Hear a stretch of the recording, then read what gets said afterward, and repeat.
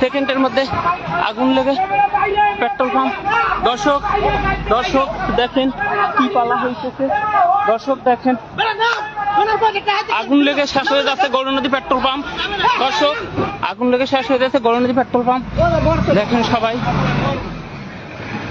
দেখেন দর্শক দেখেন গৌরনদী পেট্রোল পাম্পে আগুন লেগে শেষ। দেখেন দর্শক আগুন লেগে শেষ হয়ে যাচ্ছে গৌরনদী পেট্রোল পাম্প। ও মাই গড।